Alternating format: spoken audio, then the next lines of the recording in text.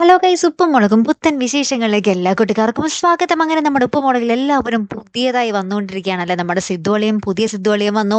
അപ്പൊ എല്ലാവരും ഭയങ്കര എന്താ പറയാ, നിരാശയിലായിരുന്നു. പഴയ സിദ്ധുവാണ് നല്ലത് എന്നൊക്കെ പറഞ്ഞിട്ട്. പക്ഷേ പുതിയ സിദ്ധുവും ലച്ചുവും തമ്മിലുള്ള ഒരു കോംബോ അത് പൊളിച്ചു എന്നാട്ടോ എല്ലാ പ്രേക്ഷകരും പറയുന്നത്. അവർ അഭിനയിക്കുകയല്ല, അവർ റിയൽ ലൈഫിൽ ജീവിക്കുന്ന പോലെയാണ് അവർ ചെയ്യുന്നത് എന്നൊക്കെ കുറെ പ്രേക്ഷകർ പറയുന്നുണ്ട്. ശരിയാണ്, നമ്മുടെ പുതിയ സിദ്ധുവിനെ ലച്ചുവിനെ കൂടി ഒരുമിച്ച് കാണുമ്പോൾ നമുക്ക് പ്രേക്ഷകർക്ക് എന്താ ഒരു സന്തോഷവും എനർജിയൊക്കെ അല്ല, അത്രയ്ക്കും കിടിലനായിട്ട് അവര് ചെയ്യുന്നുണ്ട്. എല്ലാം തന്നെ അവരുടെ റൊമാൻസ് ആയാലും അവരുടെ വഴക്കായാലും ഇണക്കം പിണക്കം എല്ലാം ഒരേ പൊളിയാട്ടോ, ഒരേ ലെവല് നമ്മുടെ സിദ്ധു അല്ലേ.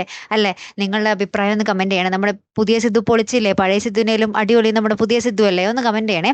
അപ്പൊ എന്തായാലും ഇതൊന്നുമല്ല നമ്മുടെ വിഷയം. നമ്മുടെ ബാലു അച്ഛനും നമ്മുടെ സിദ്ധു നമ്മുടെ അമ്മായച്ചനെ തിരികെ കൊണ്ടുവരും എന്നുള്ളൊരു സൂചനയും നമുക്ക് കിട്ടുന്നുണ്ട് കേട്ടോ.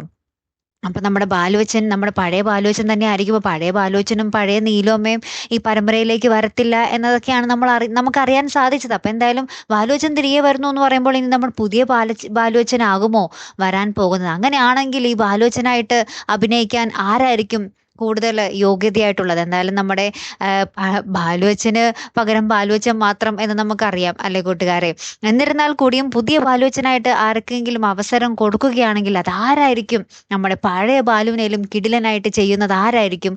നിങ്ങളൊന്ന് കമന്റ് ചെയ്യണേ. അപ്പൊ എന്തായാലും നമ്മുടെ സിദ്വളിയൻ ബാലുവച്ചനായിട്ട് നമ്മുടെ പാറമട വീട്ടിൽ വരുന്ന ഒരു രംഗങ്ങൾ എന്തൊരു രസമായിരിക്കും അല്ലേ. കാത്തിരുന്ന് തന്നെ കാണാം കേട്ടോ. അടുത്തൊരു വീഡിയോ വരുന്നത് വരയ്ക്കും. Here am the Malayali signing of.